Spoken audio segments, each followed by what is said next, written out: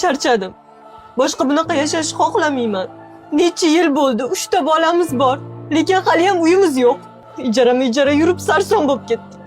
Ay qizim, bunaqa qilmagin-da, endi ozgina chidagin.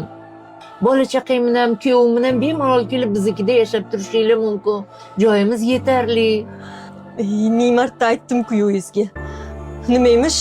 Ichkuyov bo'lmasmish, g'ururi yo'l qo'ymasmish. O'rgildim. Ay endi erkak kishi ozgina ishlab pul yig'sin oilasi uchun. Qayoqda? Boy ijaraga to'lashga pulimiz yo'q. Nega ishdan bo'shaganmi? Ha, lapashang ishchi kimga ham kerak? Bo'shatib yuborishdi. Bo'ldi. Yashamayman, boshqa ajrashaman. Charchadim. Menga qara. Shu lapashangda yotgan ering bir kun kelib uy-joy qilsa, bu gaplaringga uyalib qolmaysanmi? Narsalaringni olganda bir uyingga jo'na. Ijara pulini men o'zim to'lab beraman. Haydabozmi? Ha, haydayapman, tur, jo'na. Bekor qilding-da. Xafa bo'lib ketdi hozir. Ona, bir ozgina sabr qilsa, xudo xolisa kuyovning ishlari ham yaxshi bo'lib qolar.